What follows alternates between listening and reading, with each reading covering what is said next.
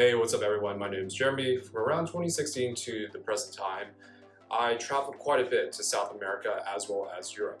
And I was looking back on all the rewards points that I spent, as well as how much money I could have spent or should have spent if I didn't have rewards points. And basically it came out to I should have spent around $6,500. How much I actually spent was $600, $700. So in essence, I was basically able to spend only 10% of what I actually needed to spend and save over around like 90%. All this was possible via credit card points, which is exactly what I'm going to talk about today. I'm going to talk about how you can use credit card points to travel the world for cheap, to save a lot of money, and also enjoy and partake in traveling. And actually, coincidentally, I'm on a work trip today, so let me go ahead and show you my hotel room in place. Alright, so here's the hotel room. We got 2 queen beds for whatever reason, probably just due to room availability, but man, guys, I gotta really show you the view. It is absolutely stunning. Boom! Yeah, I can kind of see the boats and the marina around this area, but not really. The other side actually has a way better view of the marina, so I got stuck with the front-facing side, which is not the beautiful side. Alright, the first step to being able to travel the world for cheap is to find the right credit cards. There are 2 main websites that you can use to find the best credit cards that give you the best points based on your estimated spending. The first one is thepointsguy.com. This guy really just finds travel rewards and travel hacks for everyone, so if you want to find the best travel card, this is a really good site to look at. The other one is NerdWallet. This is about just personal finance and credit cards, and again, they have a list of all the credit cards, their bonuses, their rewards points, and all that good stuff. Now, the credit cards I personally use, please keep in mind before I give you the list, I've been using some of these cards since 2016, so as of this moment that you're seeing this video, they may not be the best cards with the best points. However, I do want to just provide the cards that I have used. The first bunch of cards came from the Chase family, so the Chase Sapphire Reserve, the Chase Sapphire Preferred card, as well as the Chase United Mileage Plus cards. I've used all of them. The other cards I've used include the Amex Gold card, the City Premier card, as well as the Capital One Venture Rewards cards. Now, all of these were able to give me a pretty good sign-on bonus when I applied for the credit card, got it, and hit their minimum spending. So definitely use all of those to help fund my travel around the world. Okay, the second thing is once you get a travel rewards card, or once you just get a credit card with really good travel rewards and credit card points, the key is to make sure that you come out positive. Number one, you want to know what the annual fee is. Some credit cards tend to be pretty reasonable, like I would say around $95 a year. Some of them actually even waive the first year's fees. Other credit cards have an annual fee of around $250. I remember the Chase Sapphire Reserve, when I had it, it was around $450.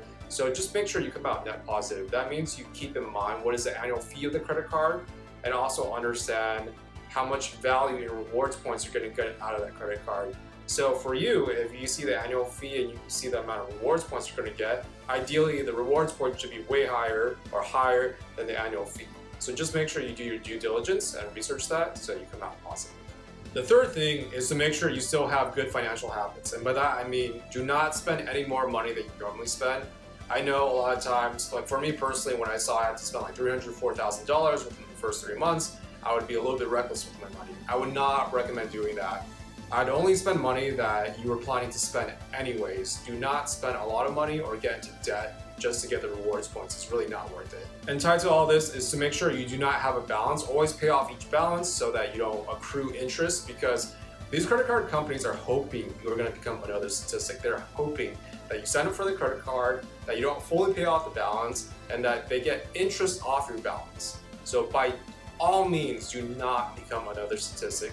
Make sure you always pay off the balance in full every single month or every single statement period, so that you don't become another stat and generate interest and actually end up worse off financially in the long run.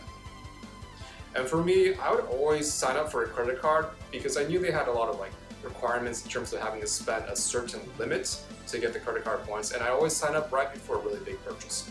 For example, I signed up for one of the credit cards when I knew I was getting LASIK, which is around $3,000 to $5,000. So if you have a big purchase coming up, that's a really good time to sign up for a rewards credit card. And you know what else will give you a really good deal with credit cards? It's to smash that like button as well as subscribe to this channel.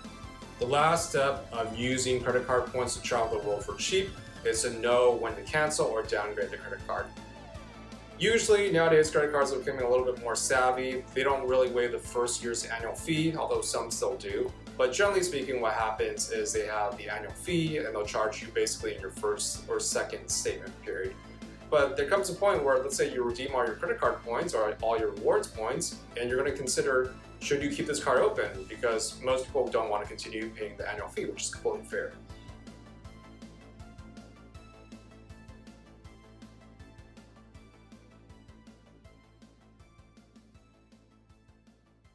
From my experience, this is what I would approach it with. Number one is if the credit card actually does not have an annual fee, this is the best of both worlds. You do not need to close it. There's literally no downside to keeping a credit card open if it's not charging you anything. Now, the second thing is that it's actually charging you your annual fee. Number one, know the amount that annual fee is. Number two is understand your projected and budgeted spending and how often you're going to use that card that has the annual fee that you're looking at, and see will it net you positive. Oftentimes credit cards will give you X amount of points for, paying for gas, for restaurants, for dining, for like booking travel and all that stuff. And based on your projected spending, are you gonna accrue enough credit card points that will outweigh the annual fee? Now, if the answer is yes, then go ahead and leave that credit card open. It doesn't hurt to leave it open if you know you're still gonna net positive. Now, if you're gonna net negative, I would recommend downgrading the credit card.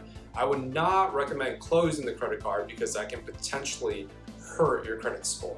But downgrading is always free, there aren't any fees for the most part, and you still remain with your credit score intact. So again, if you're gonna net negative on a credit card with the annual fee and your projected spending, I would just say call up the credit card company and ask to downgrade it, and they'll be more than happy to do that, and you're not gonna be charged anything extra. Also, a little bit of a pro tip, always set calendar reminders for when the annual fee for a credit card is going to kick in.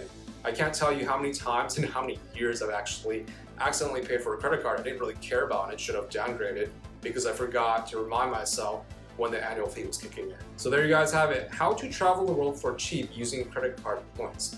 Was this helpful? Leave it down in the comments below. Look forward to talking to you guys in the next video.